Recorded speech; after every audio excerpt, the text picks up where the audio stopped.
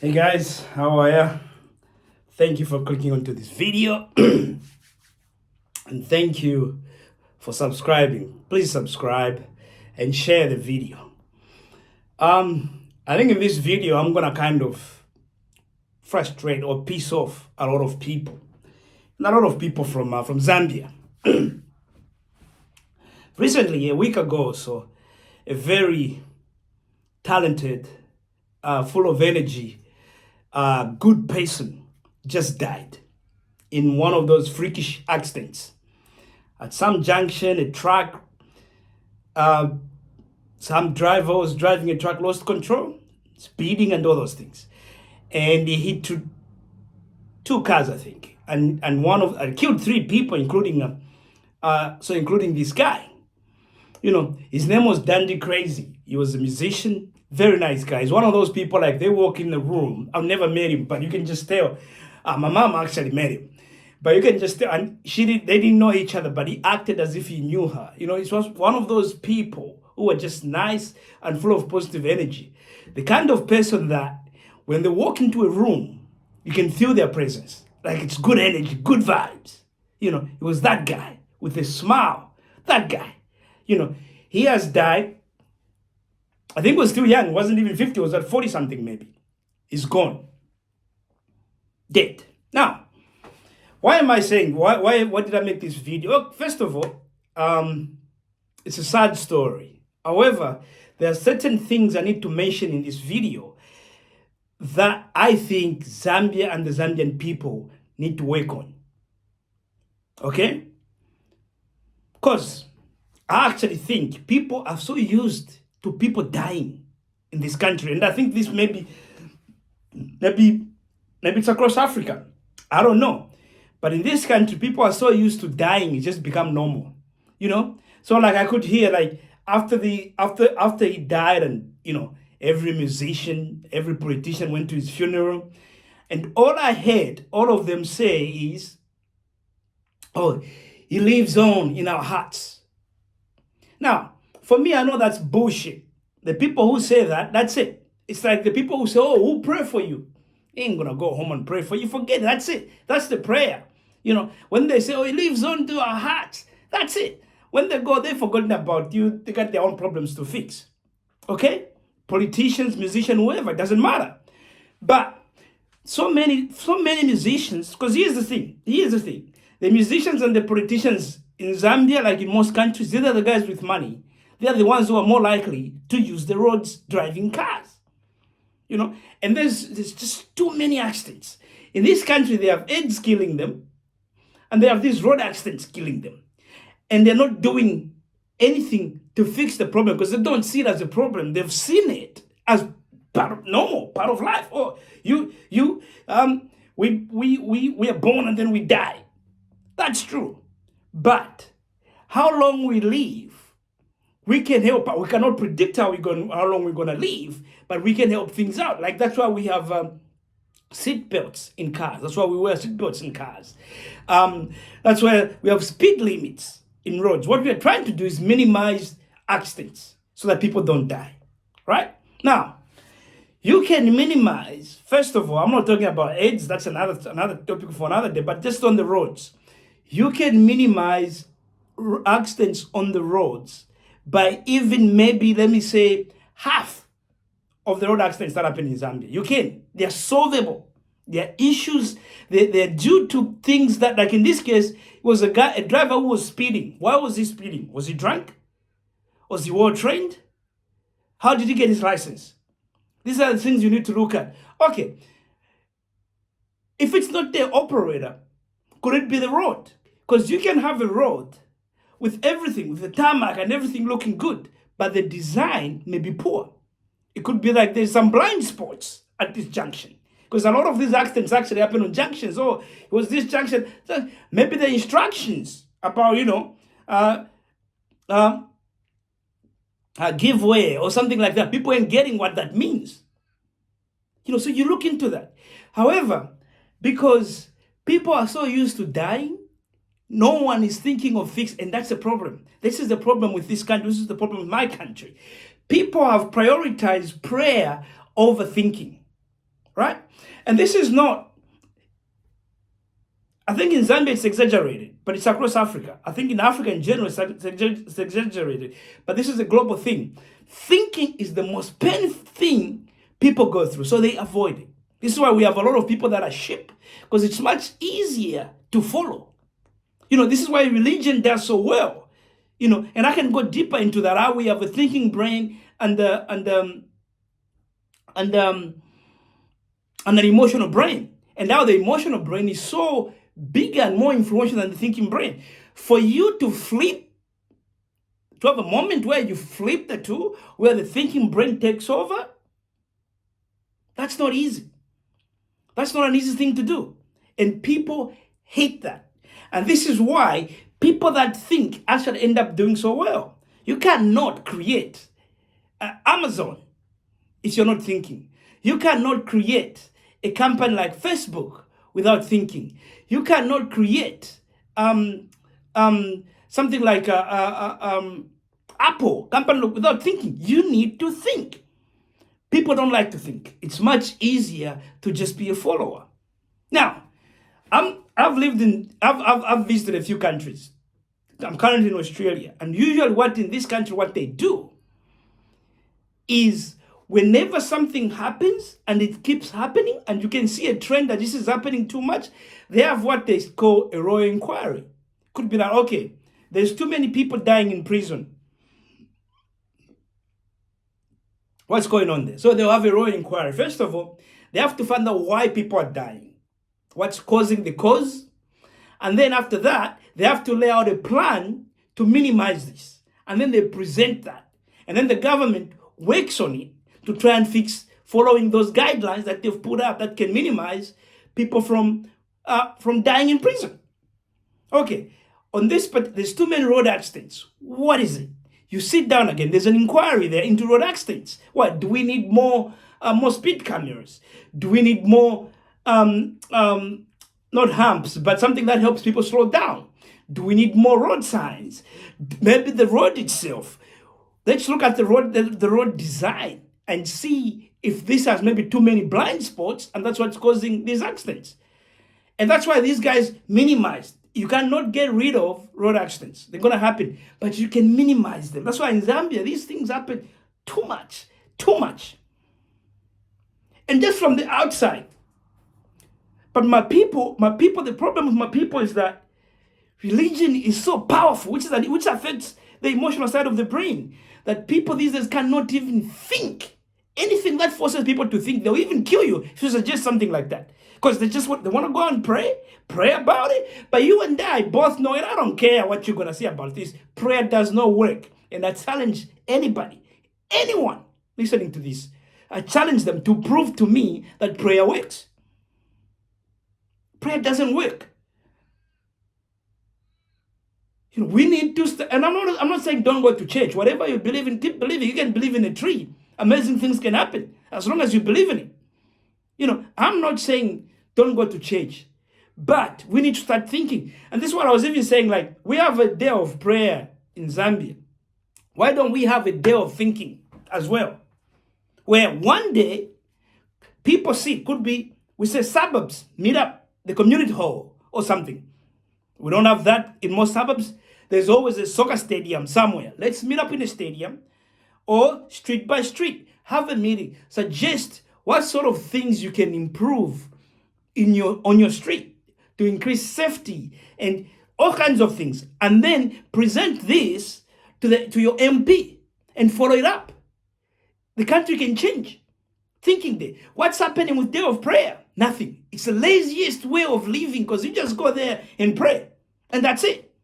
You go home, and pretty much prayer means, and the way people pray, I know this because I grew up there. I grew up a Christian and doing all this stuff. The way prayer works is you give up responsibility and put it on God or whatever you believe in. Yahweh, you give up responsibility. Whatever happens, man, it's in God's hands now. It's in God's hands. We've prayed about it. So there's no droughts, but God is going to bring the rain. Now, you keep doing that, and then there's another guy who's figuring out what causes the rain, and they're now making artificial rain. They figured out how to spray this thing in the sky. It collects all the vapor there, all the steam, and then as the cloud becomes heavier, it starts raining. The same process that happens naturally. You can create it by forcing nature to work for you. But you're not going to do that if you're just praying. For you to create something like that, you have to think. So let me tell you something. 2 things in Zambia they need to do to fix the road problems. First thing is look at the training. Now, you and I both know, if you are Zambian or even in Africa, you can get a license without even knowing how to drive. All you gotta do is just have the money and bribe everybody. Okay? Now, we're in a position where it will be very hard to eliminate bribe, which is basically corruption. Okay? At this moment, you can eliminate corruption. It's not that hard, but I don't think Kagame has done it. I don't think Zambian government wants that because everyone prefer to be corrupt. As long as the people, it helps keep people poor.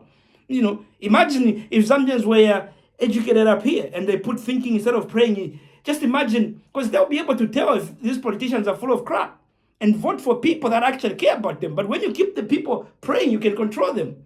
Oh, the reason why we don't have enough corn this year is because of the droughts. And then the next year you can tell them the story. But when they start thinking, they say, okay, so we're having droughts. But what are you doing to maximize how much we are producing? Because this is what we are given so far. There's not enough rain. But what can we do to maximize product output? And then you start working on that. Let's maybe bring, Zambia is still like 99% virgin land, man. Okay, maybe we need to clear more land. So it doesn't matter how much, if one side of Zambia has no rain, the other side is having rain. So why don't we produce more land and then we just know. We can even move people. If this year, this area is having a drought, you can move people to go and wake up whatever north or south who are farmers. And you pay them the same way. All these things can only happen if you are thinking. So back to the roads. Yeah. So first of all, we need to make sure that people go through a very rigorous kind of exercise for them to get the license. First of all, there should be pre-exam exercises. Exams. Like before you even get the L ticket, the L license, learning license, that allows you to start learning. First of all, you have to go through like some sort of exams. And this has to be on the internet, marked by AI, no human intervention. You can do it on a home, on your phone, a home on your computer. It's a quick initial test, maybe 20 minutes or half an hour, 20 questions, just to see if you understand the road rules. Then once you do the training and you pass, after you've done the training and they take you for a test and you pass, now you have to do a test in the place where they're giving you the license. And this also goes online. Any licensing center in Zambia, or whatever they call it in Zambia, you can have 5 booths, depending on how big the place is. If you're Lusaka, maybe put 40 booths.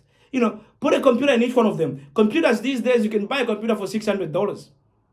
The government can't say they can't afford it. That's stupid, because the number of lives you're going to save if you put up with something like that. You put up, let's say 5 booths, where once you pass, okay, you've passed. But before, now you got to do a vigorous test online. Computer, just you. And the AI, this one you can do it. Make sure that there's only one person there, not 2. That way you minimize corruption. You don't have to pay anybody. The AI actually marks you and gives you the results straight away. So you put in your answers. After the end of it, it gives you the answers. It gives you your marks. If you haven't passed, you don't get your license. You gotta come back after a month. Go back again, do it. Because what we want to do, we want things to register in here. But these days you just go, you can't even drive. Vamdala, I'll give you 1,000 kwacha ID. That's it. And that's what's happening. In the end, people start dying. Innocent, good people start dying. Like that. Then, the other thing is, the government can look at each and every places where too many accidents are happening. See? And then go, why is there so many accidents happening here? Sit down, examine it, study it, bring in experts. It's sad that we don't have experts in Zambia. We always have to bring people from outside. Let them look at it, redesign the road, change some things, see how it goes for the next 12 months. And then if it's not improving, go back again, redesign it, come up with a better design. That's it. Those two things can actually minimize driver's license. Now, in addition to those, now you're going to bring up penalties. In some of these places, start putting cameras on. Speed cameras, put speed cameras on. Some of the places where you think speed has something to do with it, put up not just humps on that area, but you can put up something that's like this. They put up these, I can't remember them, but they're more like humps. But they don't put a hump on the road, because sometimes people can just bump on the road and go like that. But what it does, it's a bit of maybe like 100, maybe like a 200-meter thing on the road, and they've made it so much so that when the car is moving there, it's shaking so much. It causes so much discomfort to you and the people in your vehicle that you're forced to slow down. And you can put that 100 or 200 150 meters, and then another 150 meters, just like that, until people approach this particular junction where but by the time they're approaching it, actually they're getting to the junction, they've slowed down. You can bring all these things up, but no one is even talking about it. Everyone is so used to death. It's not good for people to be dying in their 40s. That's not good. People should be able to live until they're at least 80. We can't have AIDS killing people and then the roads killing people. And all we are doing is praying. This is why things are getting worse. I saw the